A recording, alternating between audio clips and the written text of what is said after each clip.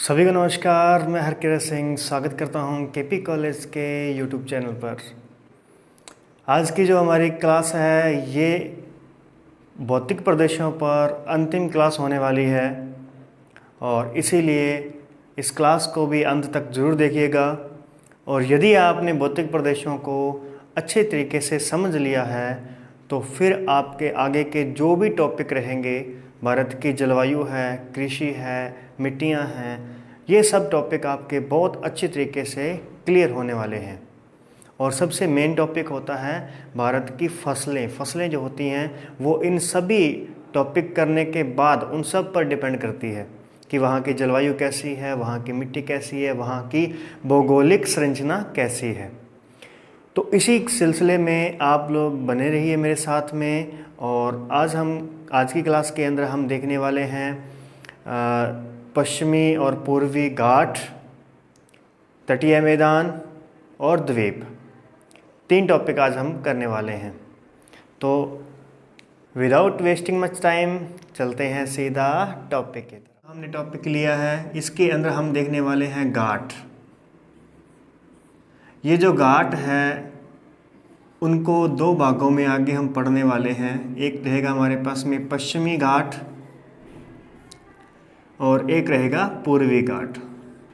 देखिए, सबसे पहले तो ये बात क्लियर करनी है अपने को कि जो घाट है ये किस प्रकार की स्थलाकृति है, ये किस प्रकार की स्थलाकृति है, यानी ये जो हमें घाट मिलेंगे ये किस क्षेत्र में मिलेंगे।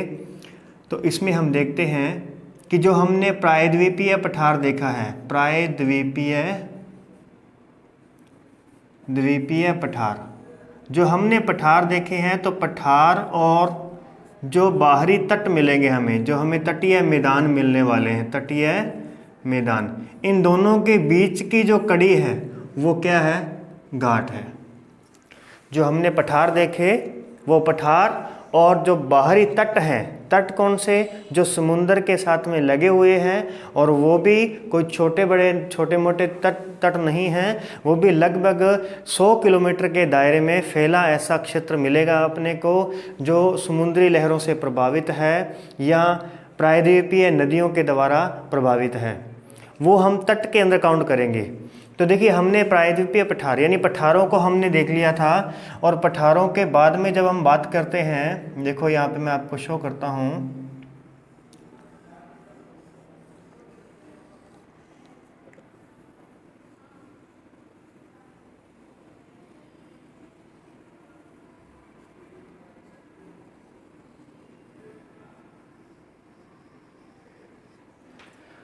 देखिए, हमने यहाँ पे देखा कि ये जो क्षेत्र है हमारे पास में, ये पूरा का पूरा पठारी क्षेत्र है।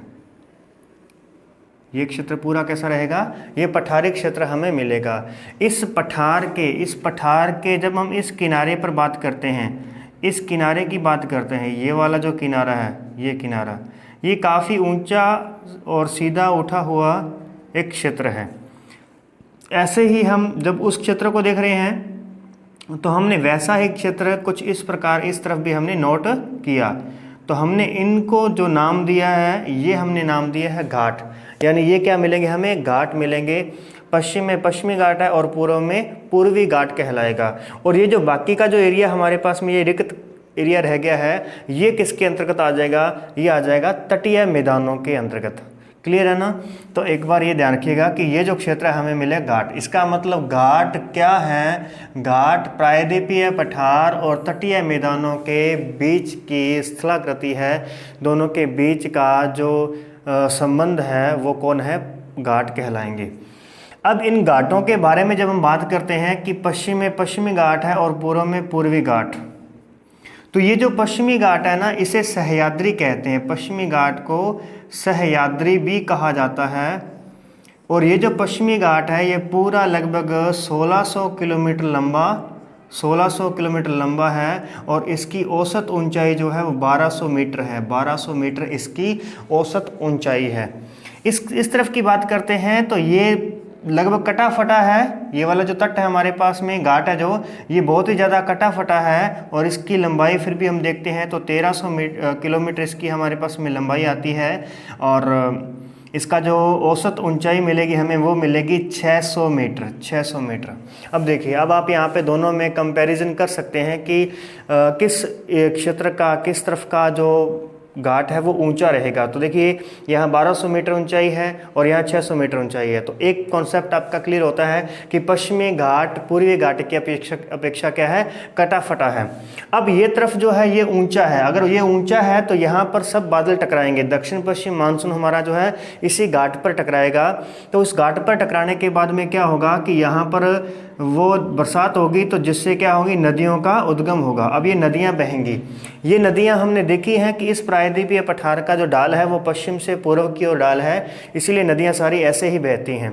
अब डाल क्यों है वो भी आपके सामने क्लियर हो गया कि जो इसका पश्चिमी घाट है वो बहुत ही ऊंचा उठा हुआ है और पूर्वी घाट जो है वो बहुत ही नीचे है। यानी कि इसकी औसत ऊंचाई जो हमारे पास में 1200 मीटर है और इसकी औसत ऊंचाई जो है हमारे पास वो 600 मीटर है। इस प्रकार से ये वाला। अब इस बीच में जब यहाँ पे नदियाँ आएंगी तो नदियों के आगे ये वाला जो क्षेत्र है वो अवरोध बनेगा, जिस वजह से नदियाँ जो होती हैं इस क्षेत्र को क्या कर देती हैं, काट देती हैं। और जब इस क्षेत्र को काटेंगी, इसका अपर्दन करेंगी, तो उसकी जो मिट्टी होगी वो कहाँ जाएगी, नदियों के साथ में जाएगी। तो नदियों के साथ में जाएगी तो वो इस क्षेत्र में जाकर क्या बन जाएंगी, डेल्टा बना देंगी।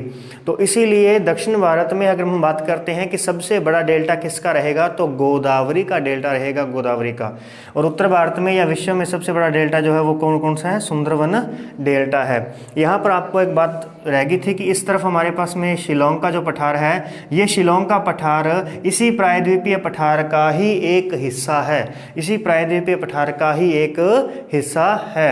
और यहाँ पर अलग कैसे हो गया, तो अलग हुआ किस वजह से, यहाँ से गंगा यमुना ब्रह्मपुत्र नदियों का जो पानी आता है उन्होंने इसका क्या कर दिया, यहाँ पे अपर्दन कर दिया। और वो अपर्दन करके सारा का सारा डेल्टा मिट्टी यहाँ जमा कर दी, इसीलिए यहाँ पर बन गया विश्व का सबसे बड़ा डेल्टा। ओके, वीडियो में साथ में बने रहिएगा और वीडियो को लाइक करना नहीं भूलना है। ओके, आगे बढ़ते हैं। इसके बाद देखिए जरा, तो ये इस प्रकार से क्या कर देंगी, ये नदियाँ इसको काट देंगी, नदियाँ इसको काट देंगी। तो इसलिए ये एक पूरा समांतर यानी एक समान श्रेणी में नहीं है, ये कैसा है, कटा फटा है। तो इस तरफ का जो हमारे पास में जो घाट है ये कैसा रहेगा, कटा फटा घाट रहेगा, कटा फटा हुआ घाट रहेगा। और ये जो है वो कैसा रहेगा, एक दीवार की तरह सीधा रहेगा। बस इसको पार करने के लिए कुछ एक दर्रे हैं, कुछ एक दर्रे, जैसे हमने हिमालय में दर्रे की देखे थे उस प्रकार से हमें यहाँ पे कुछ एक दर्रे मिलेंगे जिनकी चर्चा हम आगे करेंगे। तो क्लियर है, एक बात आपके बाद में यह भी क्लियर हो गया कि ये ऊंचा है, ये निम्न है, और ये कटा फटा है, और ये एक सीधा खड़ा हुआ है। इसीलिए सर्वाधिक नदियों का उद्गम जो है वो पश्चिमी घाट से ही होती हैं, सर्वाधिक नदियाँ। अब हम देखते हैं कि ये जो घाट है ना, ये आगे दो भागों में बटा हुआ है। 16 डिग्री जो हमारे पास में यहाँ से नॉर्थ अक्षांश गुजरेगा, 16 डिग्री 16 डिग्री नॉर्थ लैटिट्यूड जो है यहाँ से जब गुजरेगा तो ये इसको क्या कर देगा, ये इसको दो हिस्सों में बांट देगा। ये इसको दो हिस्सों में बांटेगा, तो उसका कारण भी होना चाहिए कि हमने इसको दो हिस्सों में बंटवाया है तो किस वजह से बंटवाया है, तो वो कारण क्या है। तो देखिए, इस 16 डिग्री के उत्तर दिशा में हम देखेंगे, इस पश्चिमी घाट की बात चल रही है, उत्तर में देखेंगे तो हमें बेसाल्ट का जमाव मिलेगा, बेसाल्ट लावा का जमाव मिलेगा। देखो, लावा जो है दो प्रकार का है, एक अम्लीय और क्षारीय लावा होता है। तो अम्लीय लावा को बेसाल्ट और क्षारीय को ग्रेनाइट कहते हैं। तो ये इसीलिए इस चीज़ों को ध्यान रखना। और दूसरी नीचे हमें क्या मिलेगा, ग्रेनाइट का हमें जमाव मिलेगा, ग्रेनाइट और नीस चट्टानें जो होती हैं ये बहुत ही लंबे समय के बाद में रूपांतरित चट्टानें होती हैं, जिनका रूप परिवर्तित हो जाता है, यानी ये एक प्रकार की कायांतरित चट्टानें होती हैं। क्लियर है। और बेसाल्ट जो होगा, बेसाल्ट ये एक लावा यानी आग्नेय चट्टानें, ये कौन सी चट्टानें कहलाएंगी, आग्नेय, क्योंकि ये लावा से निर्मित हुई है। इस प्रकार से ये जो बेसाल्ट लावा का जमाव हमें मिलेगा, या उत्तरी सह्याद्री जो हमें मिलेगी, उत्तरी सह्याद्री, क्योंकि हमने इसके दो हिस्से कर दिए, तो उत्तरी सह्याद्री में हमें मिलेगा लावा का जमाव, बस बेसाल्ट लावा का जमाव, और ये मिलेगा हमें दक्षिण सह्याद्री के अंदर, ये दक्षिणी सह्याद्री के अंदर मिलेगा।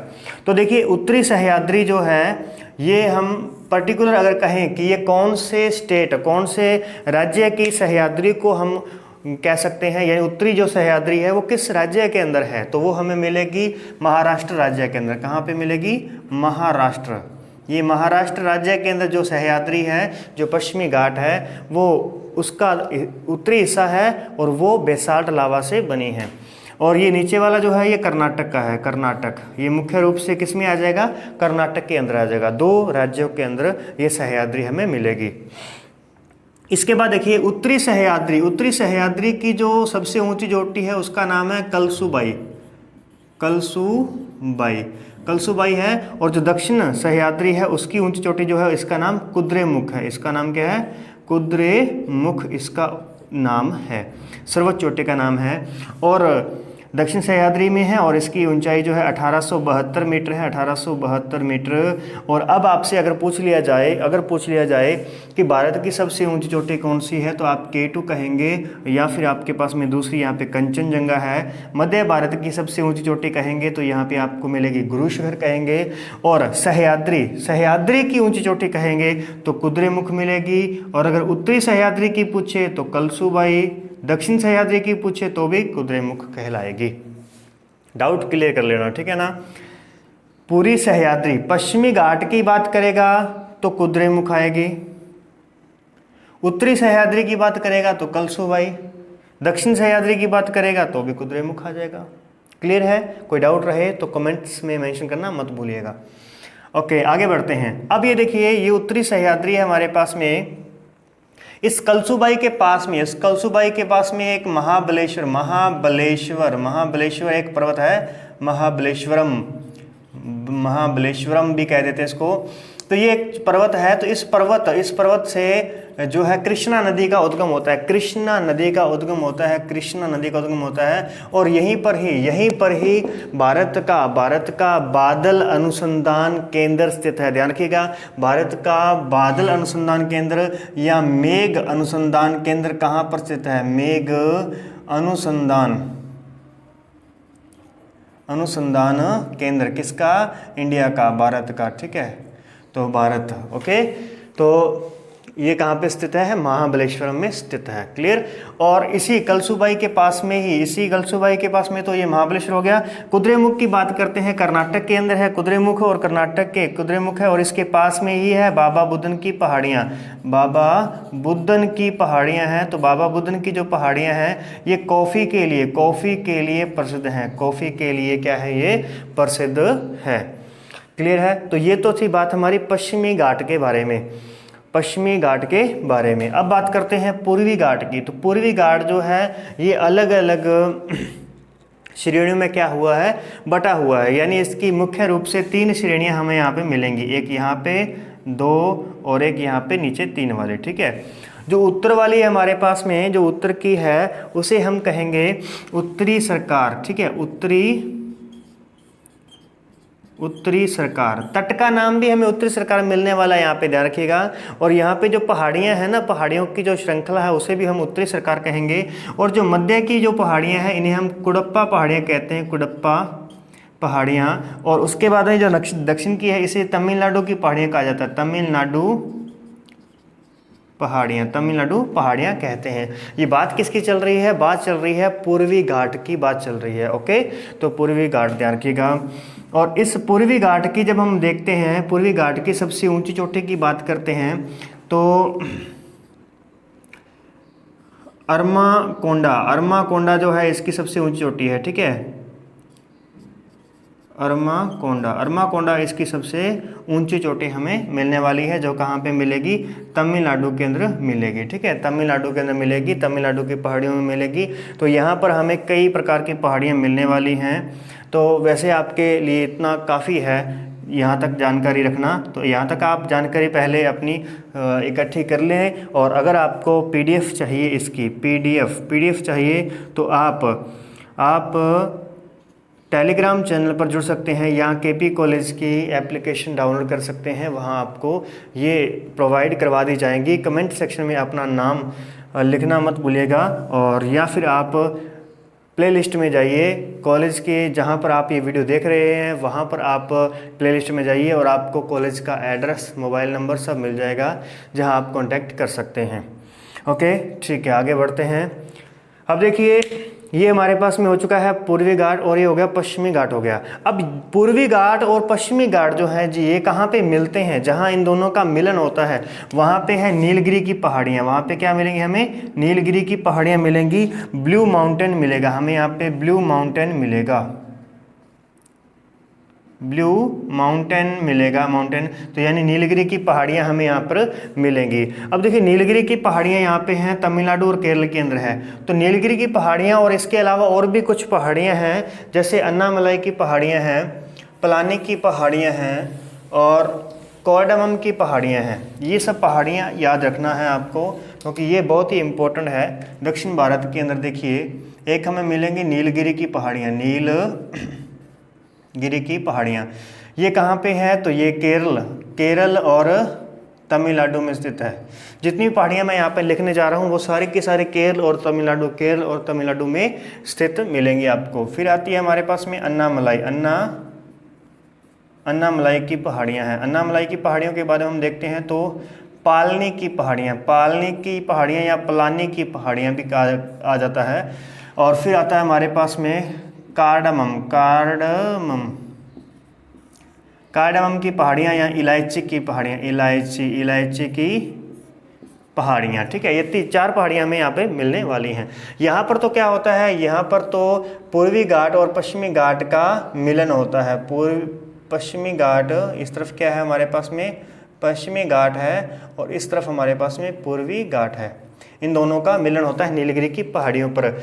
और नीलगिरी की पहाड़ियाँ जो है यहाँ पर और अन्नामलाई की पहाड़ियाँ, इन दोनों पहाड़ियों में अगर हम देखें तो 1500 मीटर की ऊंचाई के बाद, 1500 मीटर की ऊंचाई के बाद में यहाँ हमें शीतोष्ण सदाबहार वन मिलेंगे, शीतोष्ण सदाबहार वन मिलेंगे। और इन वनों को सालोस या शोलास कहा जाता है, शोलास, ठीक है। देखो क्या है कि बहुत सी एकेडमियाँ अलग अलग कोचिंग सेंटर के अंदर नाम अलग अलग बताए जाते हैं, तो ये आपके सामने बहुत कन्फ्यूजन हो जाएगी कि हमें इसे सालोस पढ़ना है, शोलास पढ़ना है, क्या पढ़ना है।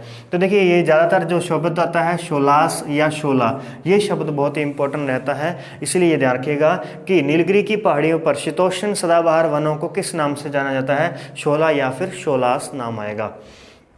इसके बाद देखिए ज़रा, इसके बाद देखते हैं तो इसके साथ साथ ही हमें यहाँ पे नीलगिरी की पहाड़ियों में शेर की पूंछ मिलेगी। अरे शेर की पूंछ नहीं मिलेगी, शेर की पूंछ जैसे बंदर मिलेंगे, शेर की पूंछ जैसी पूंछ वाले बंदर मिलेंगे, ठीक है ना। तो यहाँ पे शेर की पूंछ जैसी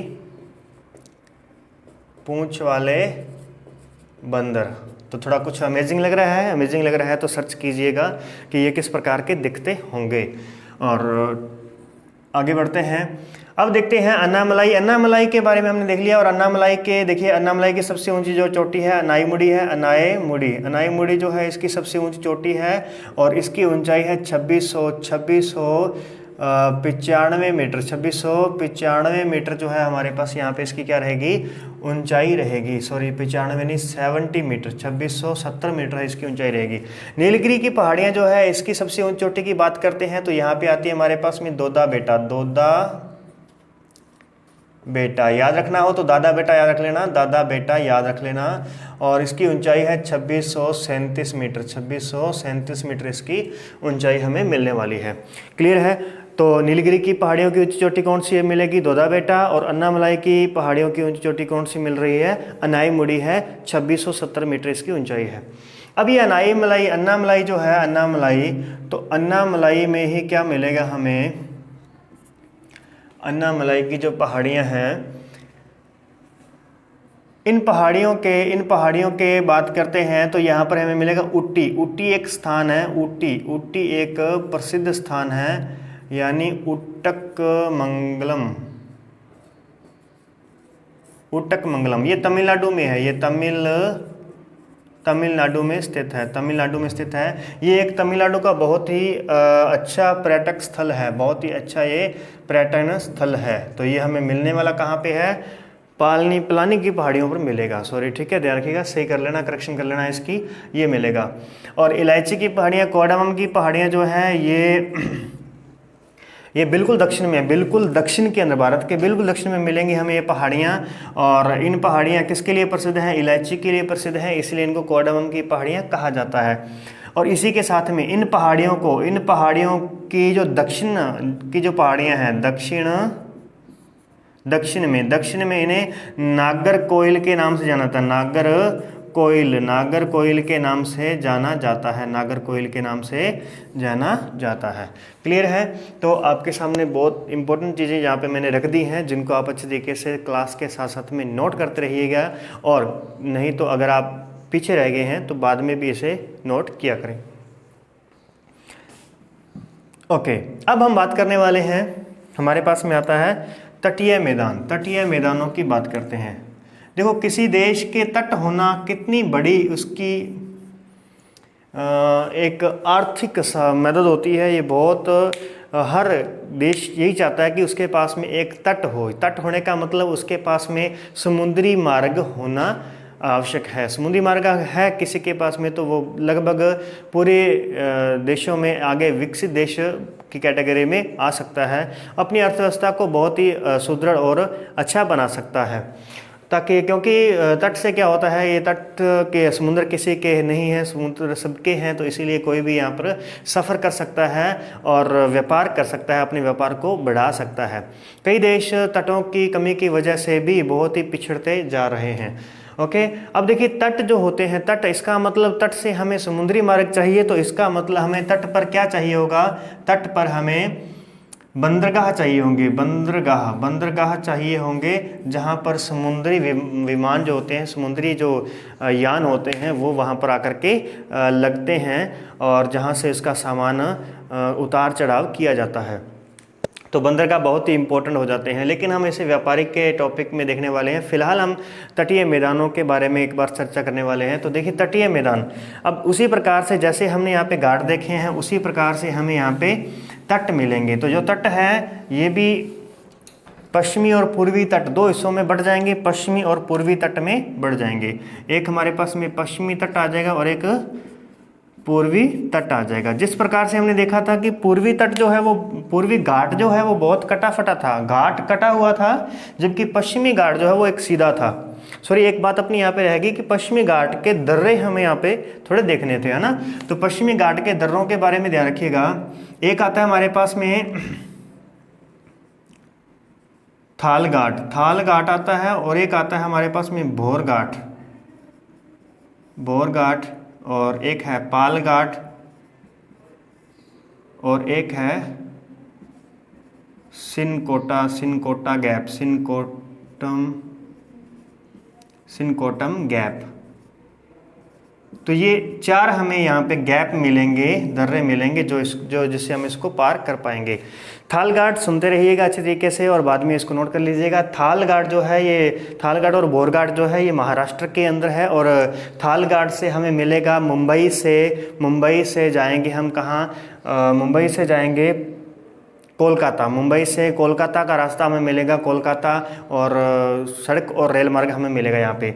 बोरघाट से निकलेंगे तो बोरघाट से हमें निकलना होगा, तो हम जाएंगे बोरघाट से निकल करके पे मुंबई से निकलेंगे, बोरघाट से होते हुए पुणे और बेलगाम और चेन्नई जाने का हमें मार्ग मिलेगा।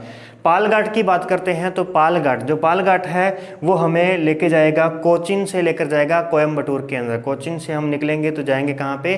कोयम्बटूर जाने का रास्ता हमें मिलेगा। सिनकोटा जो गैप है, सिनकोटा गैप जो है वो हमें मिलने वाला है कहाँ पे?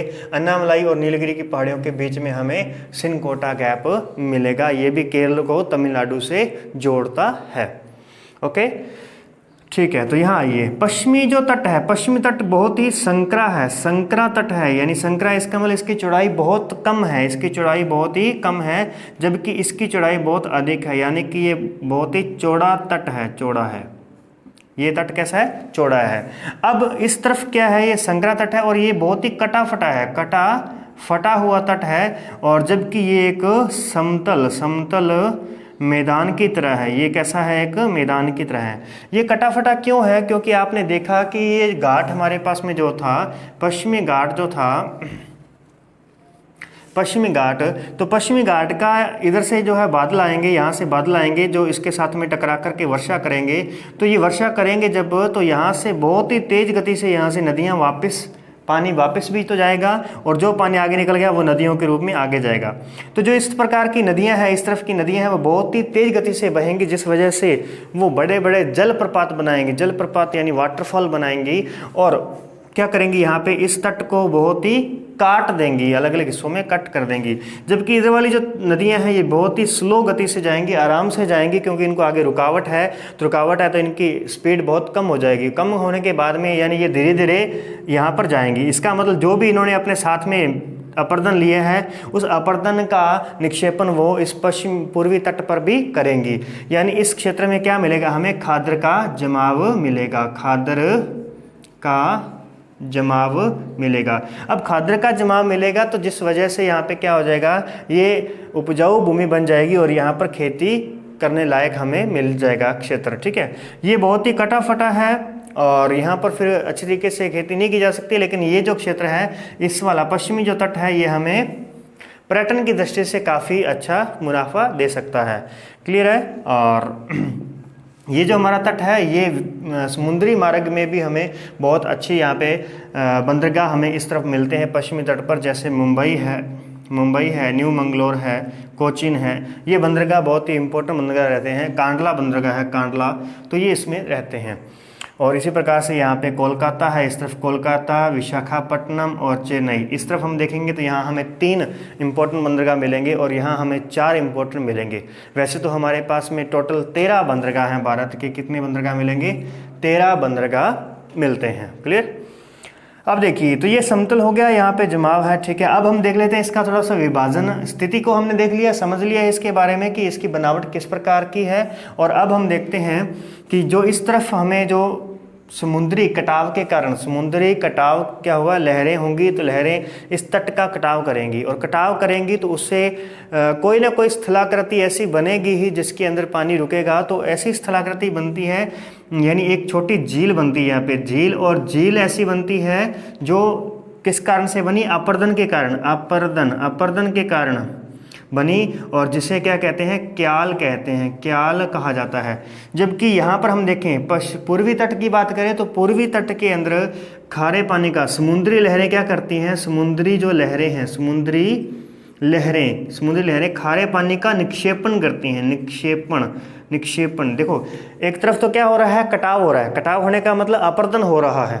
एक तरफ समुद्री जल का निक्षेपण हो रहा है, क्योंकि जल का निक्षेपण हो रहा है, या समुद्र जो है अपने साथ में जो भी कूड़ा कचरा लेकर के आ रहा है वो उसको जमा कर रहा है वहाँ पे। और जमा करने की वजह से वहाँ पर भी क्या बन जाएगा? इस प्रकार से समतल तट था, यहाँ पे पानी था, ये पानी था।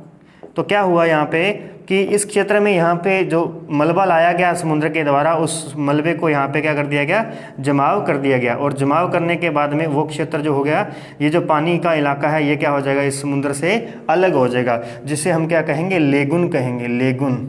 तो इस तरफ बनने वाली जो झीलें होंगी उसे क्या कहेंगे? लेगुन झीलें कहेंगे। और इस तरफ जो बनने वाली झीलें हैं उसे हम क्याल कहेंगे। पश्चिमी तट पर कौन सी झीलें मिलेंगी? क्याल झीलें मिलेंगी, और इस तरफ हमें लेगुन झीलें मिलेंगी। लेगुन झीलों का उदाहरण जैसे चिल्का झील है, चिल्का,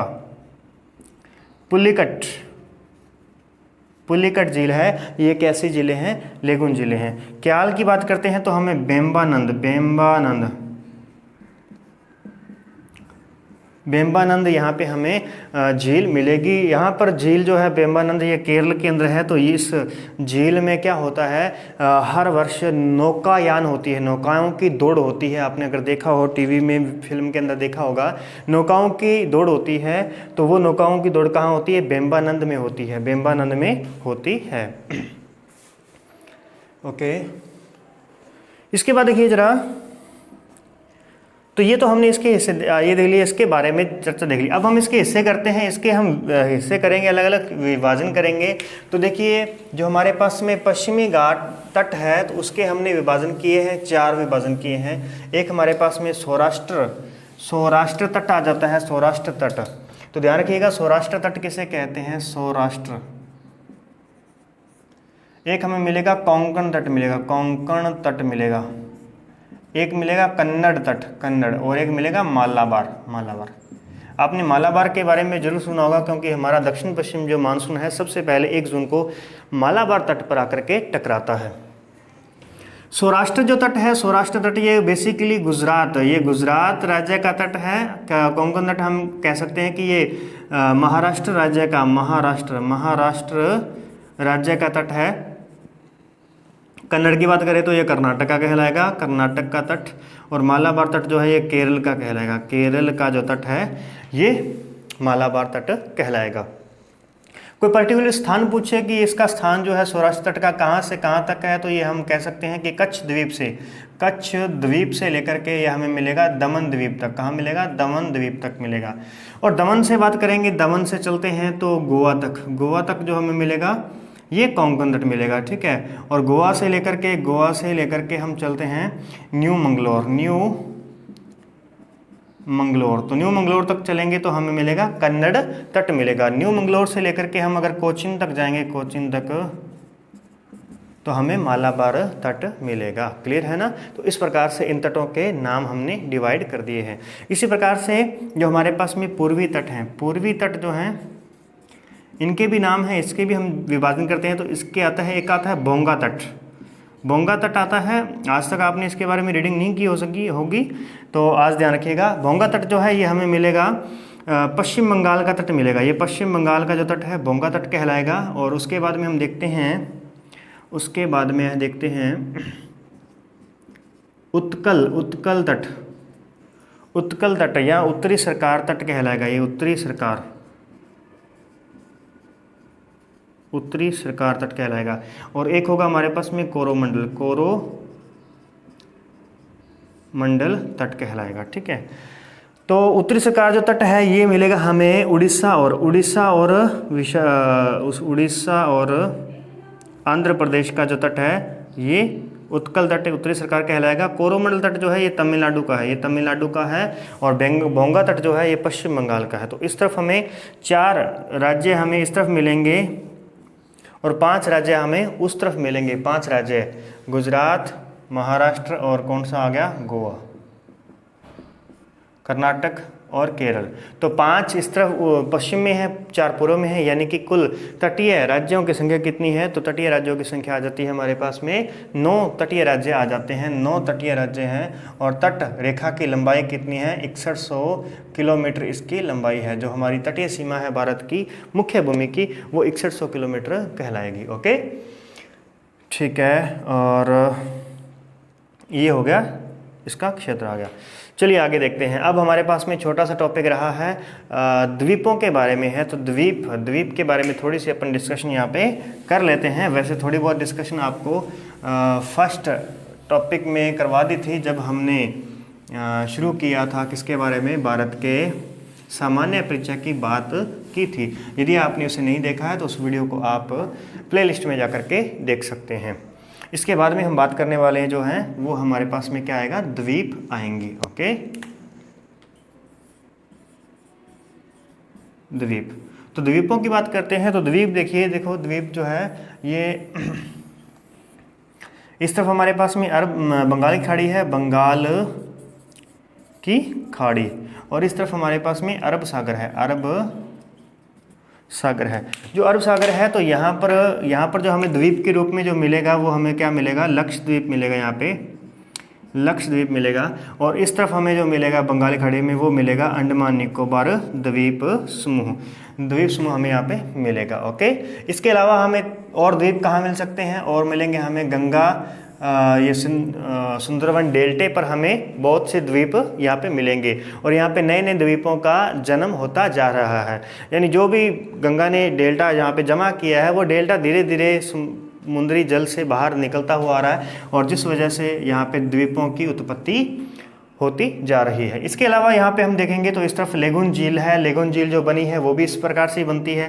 तो हरिकोटा जो द्वीप है वो भी यहाँ पे मिलेगा हमें, श्रीहरिकोटा द्वीप है। तो इस प्रकार से पुलिकट झील के बाहर हमें वो द्वीप मिलेगा। तो कुछ द्वीप हमें यहाँ पे गोदावरी डेल्टा पर मिलेंगे।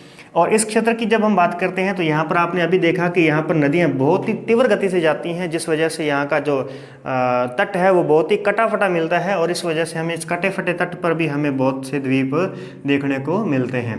क्लियर है? ओके, अभी हम जो चर्चा करने वाले हैं वो हम सिर्फ लक्षद्वीप और अंडमान निकोबार के बारे में चर्चा करने वाले हैं। तो देखिए जो अंडमान निकोबार द्वीप समूह है ये हमें मिलेगा 6 डिग्री नॉर्थ अक्षांश से लेकर के 6 डिग्री नॉर्थ अक्षांश से लेकर के ये हमें मिलेगा 20 डिग्री नॉर्थ अक्षांश तक हमें ये मिलेगा। इसका विस्तार हमें इतना मिलता है। और अगर हम देशांतरों की बात करते हैं, देशांतरों की, तो ये लगभग 92 डिग्री पूर्वी देशांतर से लेकर के 94 डिग्री पूर्वी देशांतर के बीच में हमें ये इसका विस्तार मिलेगा। यहाँ हम बात करते हैं इसका विभाजन करें तो देखिए सबसे पहले हमें मिलेगा उत्तरी अंडमान, उत्तरी अंडमान, फिर हमें मिलेगा दक्षिण अंडमान, दक्षिण